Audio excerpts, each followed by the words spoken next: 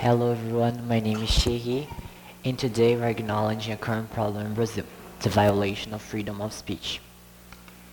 Looking at this world's press freedom map from Reporters Without Borders, a French organization with the mission of preserving the Article 19 of the Universal Declaration of Human Rights, we see a clear warning. The red areas show places where people can speak freely, and the orange areas show places facing challenges. Brazil is in orange, showing we have serious issues too. Freedom of speech is a fundamental human right, as stated in the Article 19. Quote, everyone has the right to freedom of opinion and expression. This right includes freedom to hold opinions without interference, and to seek, receive, and impart information and ideas through any media regardless of frontiers. In Brazil, freedom of speech is being restricted, especially on social media. If we don't act now, we might lose our ability to speak freely. In this speech, I'll address 3 key points. 1. What freedom of speech means and how it's currently being restricted. 2. Countries that also violate freedom of speech. And 3. Actions we can take to help protect freedom of speech. What freedom of speech means? Freedom of speech is a fundamental human right, allowing people to express their opinions without fear of retaliation. The United Nations says that this right is for all. But how is this right being restricted?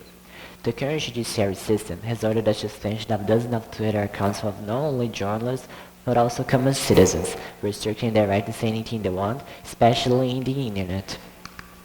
According to BBC Brazil, in April 2024, the judge ordered the suspension of dozens of Twitter accounts for allegedly spreading disinformation.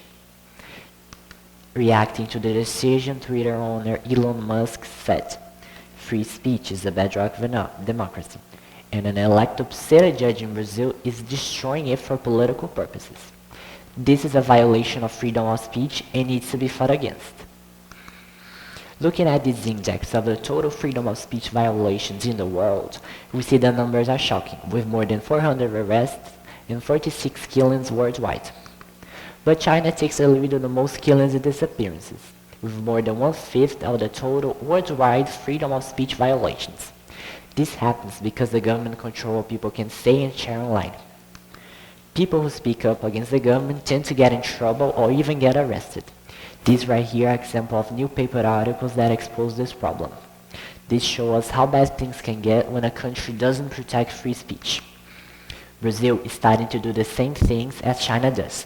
If we don't do anything, we might end up like China. That's why we need to take action. Firstly, we can learn from other countries.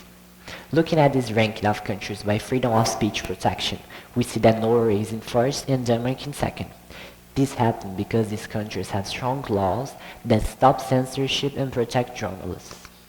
Having all this in mind, we must protect our right even when others don't want to listen. Throughout this presentation, I've explored what freedom of speech means, countries that also violate freedom of speech, and actions we can take to help protect freedom of speech. This topic matters because if people can speak up when something is wrong, those in power can do whatever they want. Freedom is never voluntarily given by the oppressor. It must be demanded by the oppressed. Martin Luther King Jr. Thanks for your attention. See you.